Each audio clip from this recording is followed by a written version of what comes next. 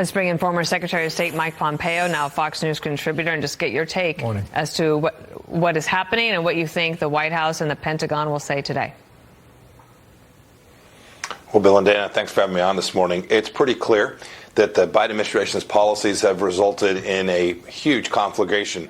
I hear people talking about whether we're going to end up at war with Iran. I can assure you the Iranians are at war with the United States today. They've now killed American servicemen. These three certainly in these past days, and we shouldn't forget the 2 Navy SEALs that lost their lives in the efforts in the region as well. Dana, Bill, if we stay on our back foot, if we continue to be reactive, if we continue to say, gosh, when they do something, we're gonna hold them accountable, the Iranians will continue at this. And it will not only be in Israel, in Gaza, it will be all across the world. They are the world's largest state sponsor of terror. They're deeply connected to Iran and China. And until President Biden manages to restore deterrence, I think we're risking escalation continuing in exactly the way we've seen it happen in these past weeks. Well, a couple of things here. They've been trying not to get this thing to blow up and escalate more than it already has. Here's the missile range that Iran has today. This is quite stunning. Ballistic and cruise missiles. I mean, if you want to make the case, sir, they could hit eastern India and they could hit mainland Europe. The axis of resistance, put this up here. This is the route that Iran has used, and this is part of the reason why our U.S. troops are there, 3,500 of them, trying to prevent them from resupplying Hezbollah in Lebanon or the forces in Syria, or even supplying forces in the West Bank there, just west of where you see Jordan on the map. Jack Keane last hour, he said you got to hit the right target. Mitch McConnell said, hit him hard. Lindsey Graham says you have to go after Iran inside of Iran. When you try to balance not escalating a wider Middle East war with the appropriate response to get Iran to back down, how do you calculate that? Well, Bill, I've had to do that. I've been sitting in exactly the same spot Secretary Blinken is in today, where he's advising President Biden. I was advising President Trump when there was risk that we were going to lose deterrence. 2 thoughts. First, it matters who the deterror is. The same strike taken by our administration will actually feel very different to the Iranians than one taken by President Biden because of Afghanistan, because of what's happening in Europe. He is perceived as weak instead of strong.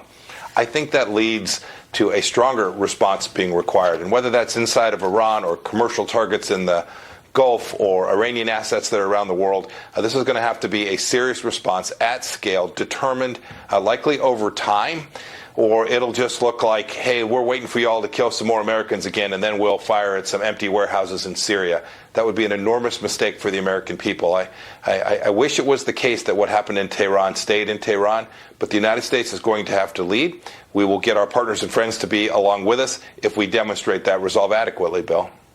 The White House will brief at 1:30, the Pentagon at 2:30, so we'll have that. Also over the weekend, there was reports that there were actual staff members of the UN refugee agency that supposedly helps take care of the Palestinians, but now you have 12 countries pausing funding, including the United States. Austria and Japan also added to that list.